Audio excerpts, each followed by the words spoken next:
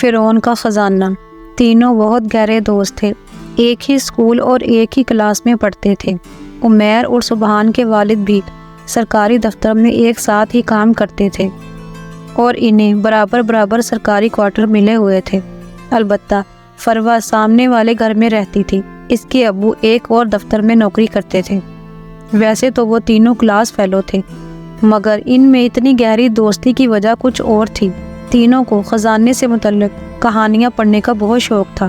کہیں بھی کوئی چھوٹی موٹی کتاب مل جاتی جس میں کسی خزانے کا تذکرہ ہوتا تو تینوں بہت شوق سے وہ کتاب پڑھتے۔ آس پاس کی لائبریریوں میں سے خزانوں سے متعلق کہانیاں خرید کر لاتے اور انہیں بڑی دلچسپی سے پڑھتے اور اکثر اس بات پر تبصرہ بھی کرتے۔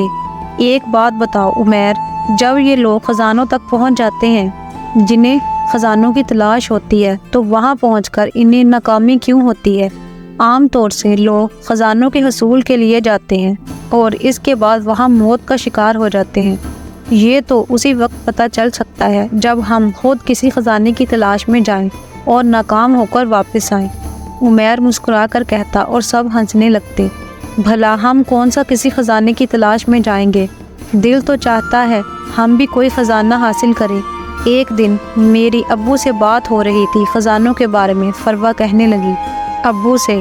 تو تم نے ابو کو بھی خزانوں کے چکر میں ڈال دیا؟ نہیں، ابو خزانوں کے چکر میں نہیں پڑے۔ میں ان سے کہہ رہی تھی کہ ابو اگر ہمیں کوئی خزانہ مل جائے تو ہم کیا کریں گے؟ تو پھر ابو نے کیا جواب دیا؟ عمیر نے پوچھا۔ ابو کہنے لگے، بیٹے خزانے بہت سے ہوتے ہیں، ان کی بہت سی قسمیں ہیں۔ سب سے بڑا خزانہ دل کا سکون ہے۔ عبادت کرو، اللہ سے مانگو، سارے خزانے اللہ کی ملکیت ہیں، وہ جسے چاہے خزانوں سے مالا مال کر دے۔ باقی خزانوں کے خواب دیکھنا بے وقوفی ہے۔ مجھے معلوم ہے کہ تم لوگ بڑی دلچسپی سے خزانوں سے متعلق کتابیں پڑھتے ہو۔ خیر، پڑھنے لکھنے کا شوق برا نہیں، لیکن صرف خزانوں کے چکر میں مت پڑے رہا کرو۔ ہر وقت خزانوں کے خواب دیکھنا کوئی اچھی بات نہیں ہے۔ ارے ہاں، میں تو تم لوگوں کو بتانا ہی بھول گیا، میں آج کل بڑے خواب دیکھ رہا ہوں، سبحان نے کہا۔ خزانوں کے خواب؟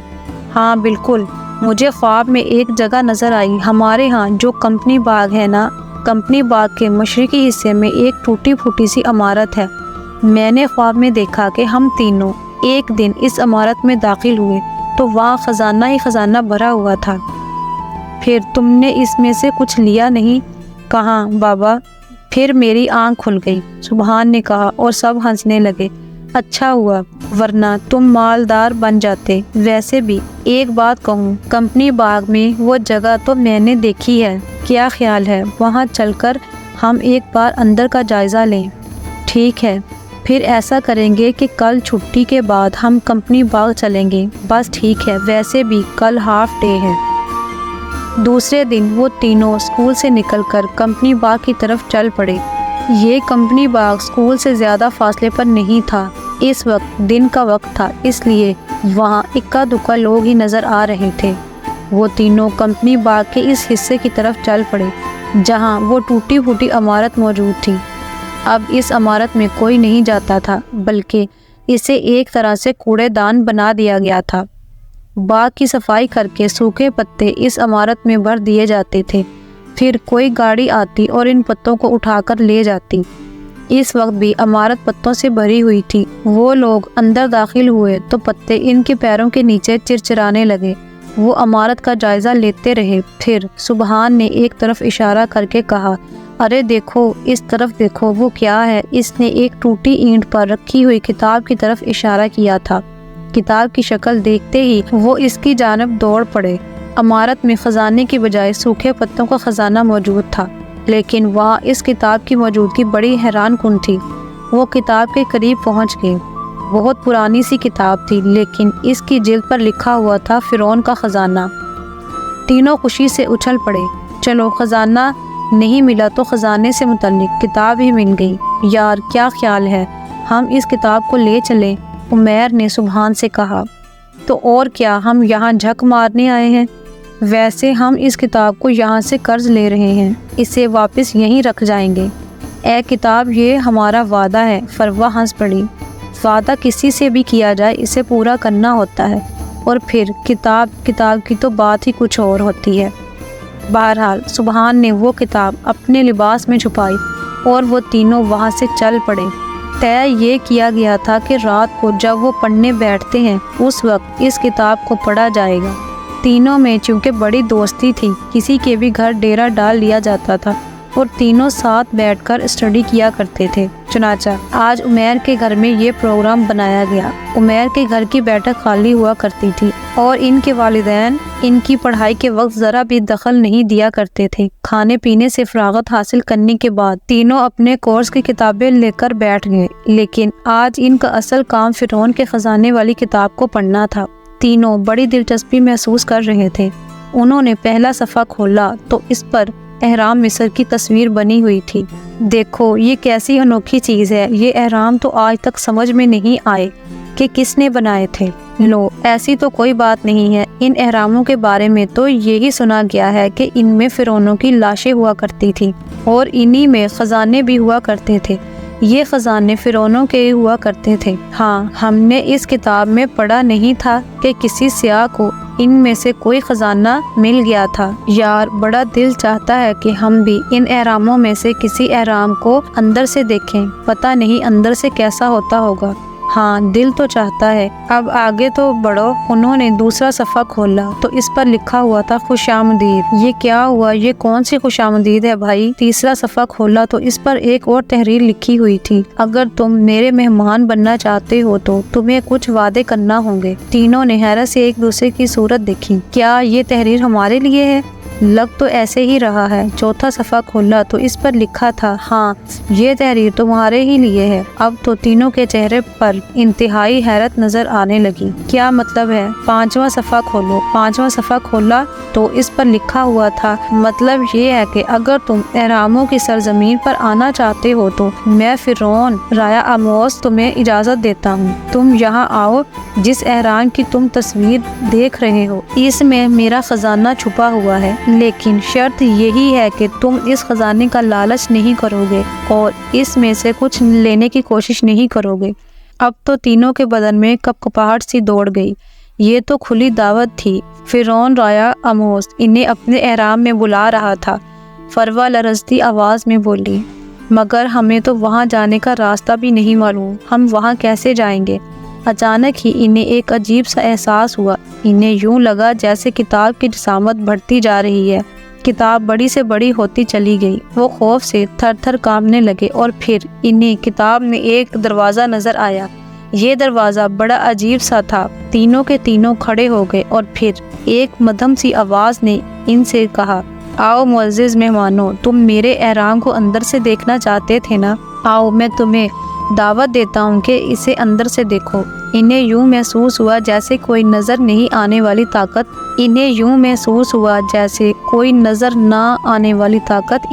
اس دروازے کی طرف گھسیٹ رہی ہے۔ وہ آہستہ قدموں سے چلتے ہوئے اندر داخل ہو گئے۔ اندر کا منظر بہت عجیب تھا۔ وہاں خوب ٹھنڈک ہو رہی تھی، نیم تاریک ماحول تھا، لیکن ایسا کہ ہر چیز صاف نظر آ رہی تھی۔ وہاں عجیب و غریب تصویریں بنی ہوئی تھی، کہیں گائے کی تصویر، کہیں گھوڑے کی تصویر، لیکن ان کے جسم انسانوں جیسے تھے۔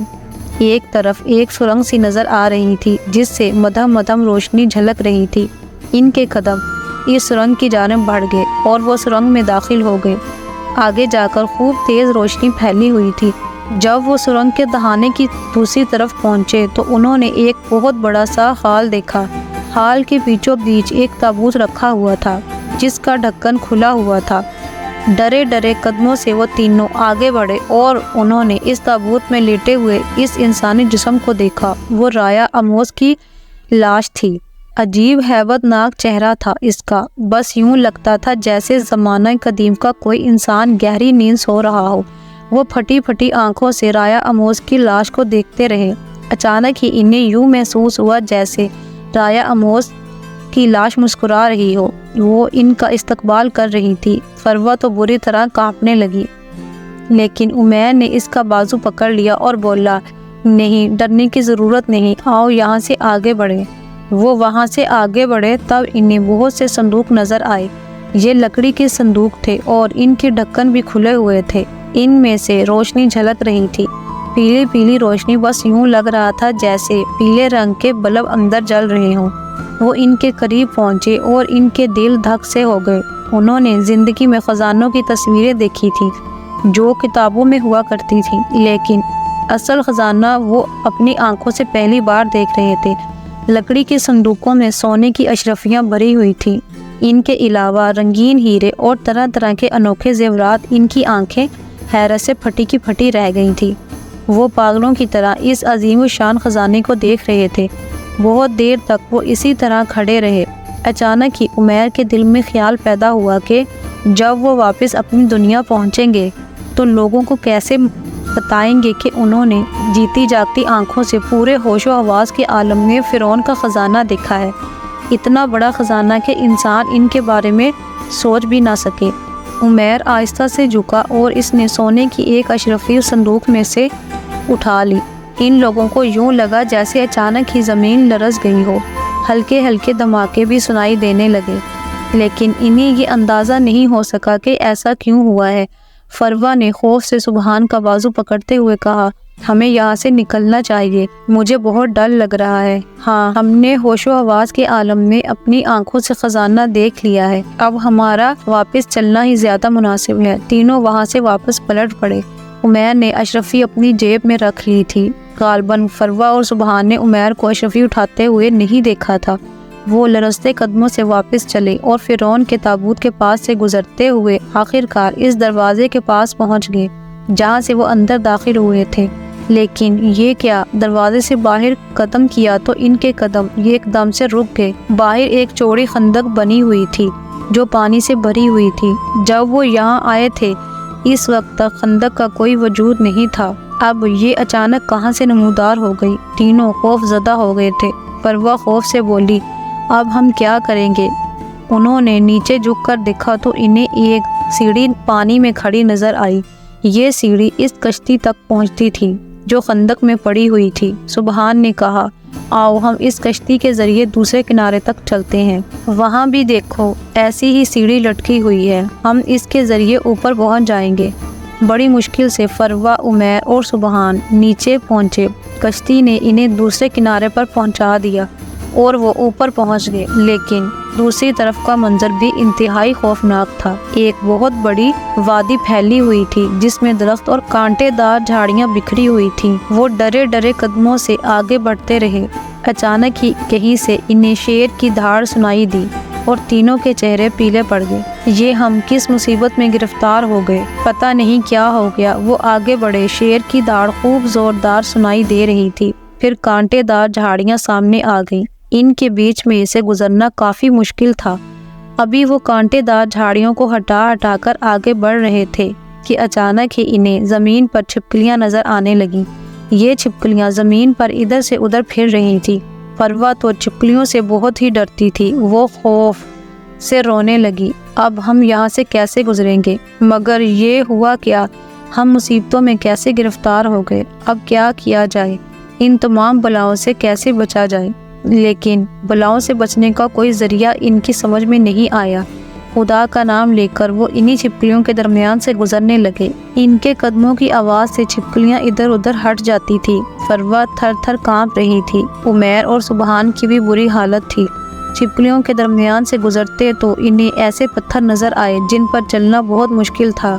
سبحان کہنے لگا، یہ ایک کے بعد ایک مصیبت ہم پر کیوں نازل ہو رہی ہے؟ اس کا مطلب ہے کتاب نے ہمارے ساتھ بے وفائی کی ہے، ہم بلا وجہ کی مشکل میں گرفتار ہو گئے، کاش ہم اس طرف نہ آتے۔ اچانک ہی عمیر نے کہا، سبحان، تم سے ایک بات کہوں؟